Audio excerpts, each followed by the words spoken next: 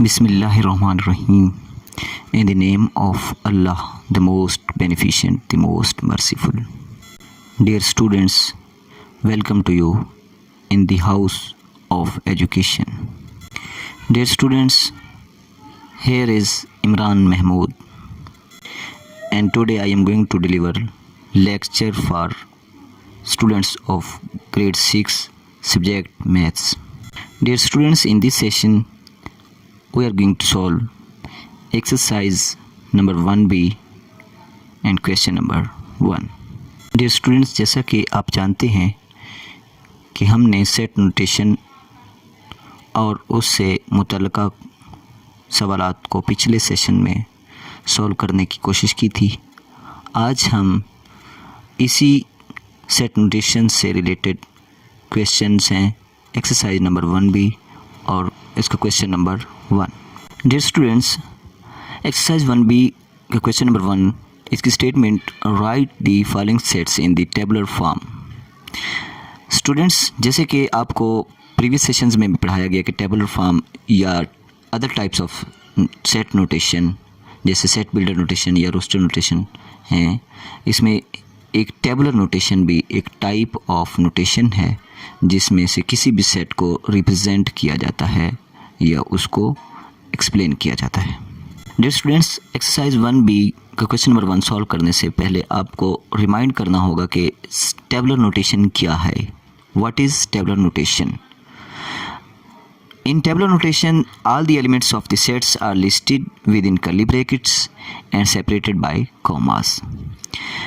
प्यारे बच्चों, हमेशा टेबुलर नोटेशन को याद रखेंगे जब भी आप इसको एक्सप्लेन करेंगे या किसी भी सेट को टेबुलर नोटेशन में नोट डाउन करेंगे तो उसकी दो अलामत होंगी. फर्स्ट, कि वो सेट कर्ली ब्रैकेट्स में क्लोज होगा, यानी कि स्टार्ट में भी कर्ली ब्रैकेट्स और लास्ट पे भी कर्ली ब्रैकेट होगी. सेकंड, उसके जितने भी एलिमेंट्स होंगे उनके दरमियान सेपरेटर, जिसे कॉमा भी कहा जाता है, सेपरेटर दिया जाएगा, यानी कि हर एलिमेंट के बाद एक सेपरेटर आएगा और लास्ट पे कर्ली ब्रैकेट आ जाएगी.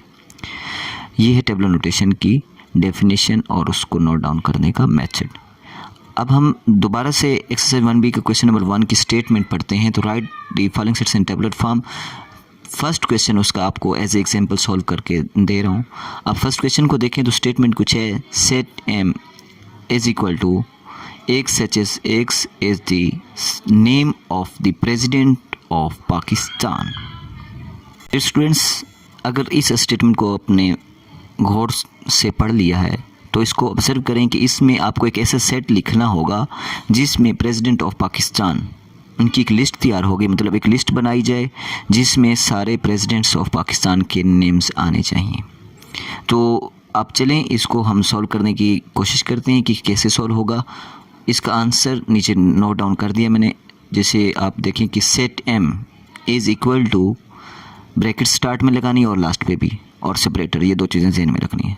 Is equal to Sikandar Mirza, आगे सेपरेटर आएगा.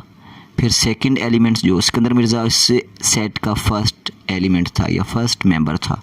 उसके बाद सेकंड है अयूब खान, फिर सेपरेटर, फिर याहिया खान, फिर सेपरेटर, फिर जनरल ज़ियाउल हक, उसके बाद सेपरेटर, और उसके बाद फ़ारूक लगारी, सेपरेटर आएगा. रफ़ीक तरर, परवेज़ मुशर्रफ, आसिफ अली जरदारी, ममनून हुसैन, आरिफ अलवी, जो कि मौजूदा हमारे प्रेसिडेंट चल रहे हैं, और लास्ट पे कर्ली ब्रैकेट आ जाएगी. ये आपका क्वेश्चन नंबर 1 का पार्ट 1 सॉल्व हो गया.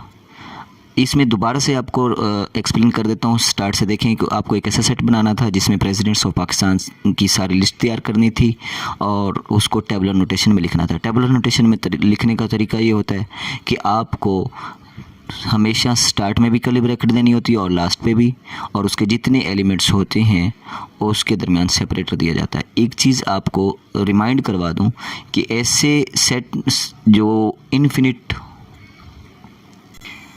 होते हैं, यानी कि लामहदूद होते हैं, उनका एंड होता है या एंडलेस होते हैं, उनकी आप लिस्ट तैयार नहीं कर सकेंगे, या वो एक लिस्ट इतनी लंबी होगी कि आपको नोट डाउन करना पॉसिबल नहीं होगा.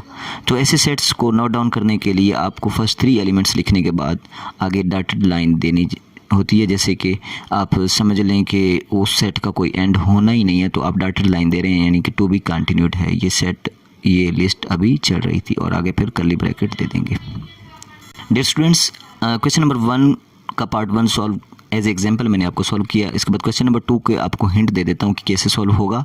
इसमें क्वेश्चन नंबर 2 में एक सेट है जिसका नेम है n is equal two is the counting number less than 6। आपको काउंटिंग नंबर लिखने होंगे लेकिन 6 से कम लिखने होंगे। तो समझ जाएं कि आपको ये जो सेट लिखना होगा इसके एलिमेंट्स लिमिटेड हैं या फिनिट हैं। आपको नोट डाउन कर सकते हैं इन सेट्स को, इन एलिमेंट्स को नोट डाउन कर सकते हैं। तो प्रीवियस क्वेश्चन जो आपको 1 सॉल्व करके दिया उसी एग्जांपल को फॉलो करते हुए 2 भी सॉल्व करेंगे और आगे सारे क्वेश्चन 8 तक सॉल्व करेंगे।